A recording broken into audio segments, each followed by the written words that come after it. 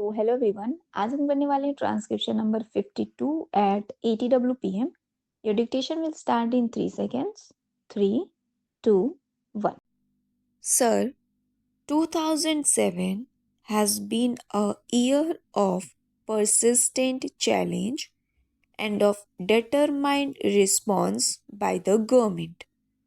It has been a year of achievement in the face of great difficulties.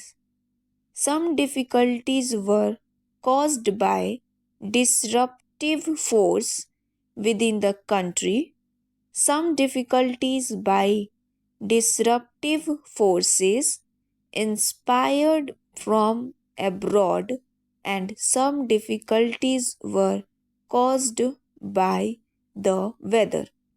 When in 1966-67 Indira ji launched the Green Revolution, she too has faced with similar difficulties, weather difficulties.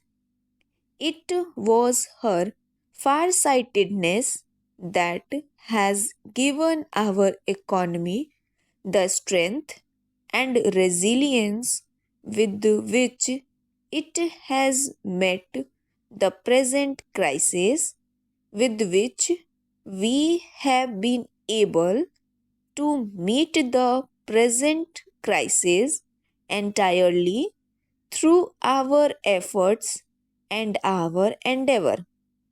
We have not carried the begging bowl to anyone. We have not compromised on our freedom of action. At that time, Indiraji's strategy was opposed by many experts and technicians. It was opposed by certain myopic elements in the opposition benches.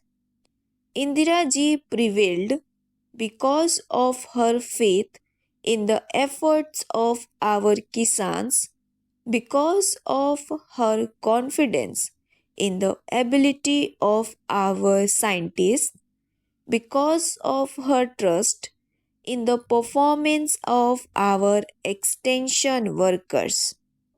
She assured farmers of the required inputs at reasonable prices in spite the burden of subsidy on our economy.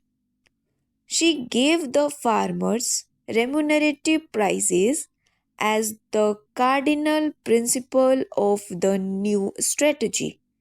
She nationalized the banks to give credit at the doorstep of the farmer. She initiated a system of countrywide procurement to stabilize the prices that the farmers would get.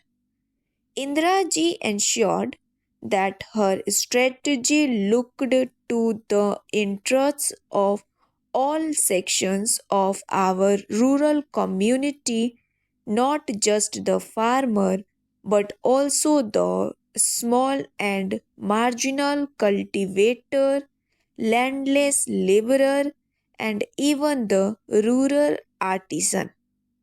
We doubled our output in 2 decades because of her integrated vision of rural India, her sympathy and understanding for each segment of our rural society, because of her assiduous attention to inputs, to costs, and to subsidies.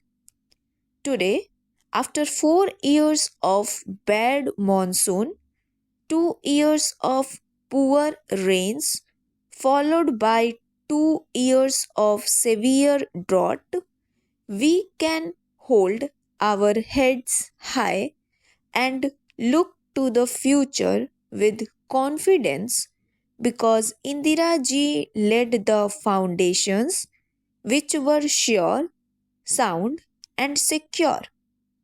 Our drive to maximize the Rabi output is meeting with encouraging success. We hope to limit the shortfall to 10%, but the problem is not entirely over. During this past year, we have done much to mitigate the distress of drought. Relief programs have been handled efficiently by and large by all the states. The ceiling of assistance has been put at the high level of rupees 1400 crore, with almost half of it earmarked for Gujarat and Rajasthan, as they were the most severely hit. Surcharges on taxes have been used so that the burden does not fall on the poor, and only the rich have borne this burden. Using food grain buffer stocks, we have launched programs to generate employment, to build assets, to cushion against future droughts. Through worthwhile relief schemes, we have ensured that expenditure on relief became expenditure on development. We have rushed fodder from areas of surplus to areas of scarcity. Special schemes for drinking water have been implemented, and we have taken up special programs for boosting the demand for the output of the village artisans and the handloom weavers.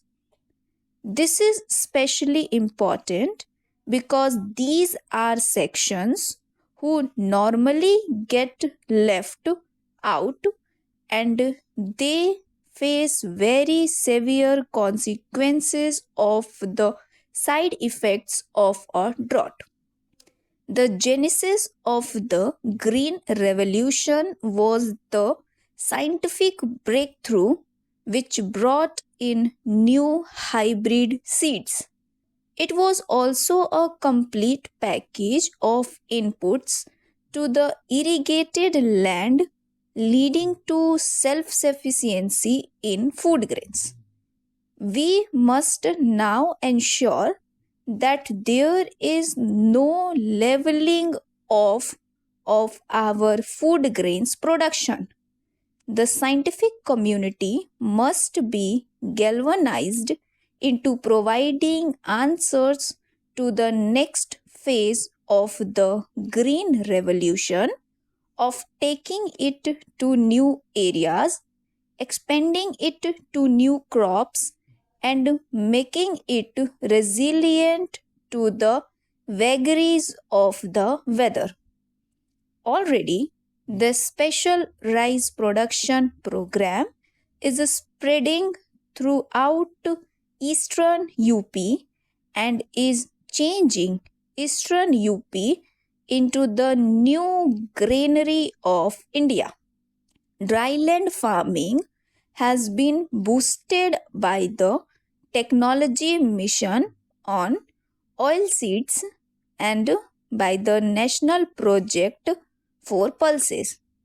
The primary cause for our not surpassing the 2003 to 2004 record food grains crop has been the weather, and it would therefore be reasonable to hope for a better monsoon this year.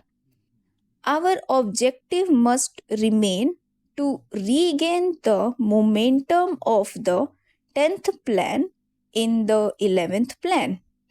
We will give a new thrust and a new impetus to agriculture. we have given careful attention to agriculture already.